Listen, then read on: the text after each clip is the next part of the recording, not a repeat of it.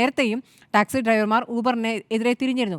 അപ്പോൾ ഒരു പ്രത്യേക സാഹചര്യത്തിൽ ഉണ്ടായിരുന്ന കാര്യം പിന്നെ അത് പരിഹരിക്കപ്പെട്ടു പോയതാണ്. അപ്പോൾ വീണ്ടും അത് വരുമ്പോൾ ഒരുപക്ഷേ ഈ യൂണിയനുകളുടെയൊക്കെ സമ്മർദ്ദം കൊണ്ടായിരിക്കാം മന്ത്രി പെട്ടെന്ന് ഇങ്ങനെ രണ്ട് തരത്തിലൊക്കെ മാറ്റി മാറ്റി പറഞ്ഞതെന്നാണ് ഞാൻ മനസ്സിലാക്കുന്നത്. എന്തായാലും ഈ അനീതി അംഗീകരിക്കാൻ പറ്റില്ല. അവരിപ്പോൾ കോടതിയിൽ പോയാൽ ഉറപ്പായും അവർക്ക് അനുകൂലമായിട്ടുള്ളൊരു തീരുമാനമാണ് ഉണ്ടാവുക.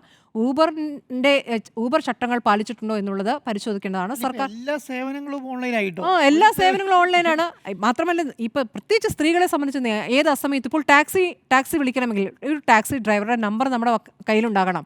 അപ്പോൾ ആ നമ്പറിൽ വിളിച്ചു കഴിഞ്ഞാൽ ആ ടാക്സി ഡ്രൈവർ കിട്ടിയില്ലെങ്കിൽ അടുത്തൊരു ഓപ്ഷൻ ഇല്ല. അല്ല, നമ്മൾ പരിചയമില്ലാത്ത സ്ഥലത്ത് പോയാലും ഊബർ കിട്ടും. വീട്ടിലുണ്ടെങ്കിലേ മക്കൾക്ക് ഇപ്പോൾ ഓഫീസിൽ നിന്ന് തന്നെ ബുക്ക് ചെയ്ത് കൊടുക്കാം വണ്ടി. അതെ, അവരെ ഹോസ്പിറ്റലിൽ കൊണ്ടുപോയി തിരിച്ചു കൊണ്ടുപോകാനൊക്കെ യൂബർ തന്നെ മതി.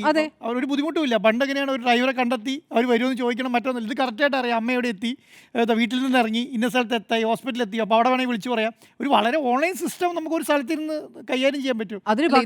ഗതാഗത മന്ത്രി നമ്മൾ സർക്കാർ തന്നെ ഇത് ഇനിഷ്യേറ്റീവ് എടുത്തത് മെച്ചപ്പെടുത്തുമെന്നായിരുന്നു പറയേണ്ടത്. അതെ, അതിന് പകരം നോക്കൂ, ഇപ്പം കോഴിക്കോടായാലും തിരുവനന്തപുരത്തായാലും എന്ത് മാതിരിയാണ് അവരെ ആക്രമിക്കുന്ന രൂപത്തിലേക്ക് ആ കാര്യങ്ങൾ പോകുന്ന ഒരു തരത്തിലും അംഗീകരിക്കാൻ പറ്റില്ല.